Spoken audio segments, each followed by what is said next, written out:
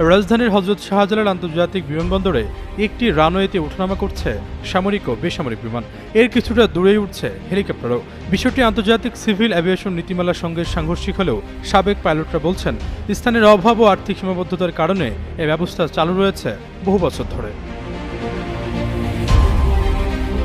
সামরিক ও বাণিজ্যিক বিমান একই রানওয়েতে চলাচলের কারণে যে কোনো সময় ভয়ানক দুর্ঘটনা ঘটার আশঙ্কা প্রকাশ করেছেন অবসরে যাওয়া পাইলটরা। তারা বলছেন, নিরাপত্তা ছাড়াও একই রানওয়েতে দুই প্রয়োজনে ব্যবহার করায় ফ্লাইট শিডিউল এলোমেলো হওয়া সহ টেক অফের অপেক্ষায় থাকা যাত্রীদের বিমানে ভোগান্তি পোহাতে হয় ৩০ থেকে ৪০ মিনিট পর্যন্ত।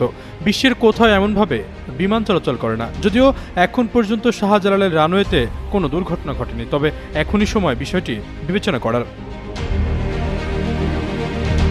এদিকে বিমানবন্দর ঘিরে গড়ে উঠেছে আবাসিক এলাকা, শিল্প প্রতিষ্ঠান, হাসপাতাল ও শিক্ষা প্রতিষ্ঠান সহ নানা স্থাপনা।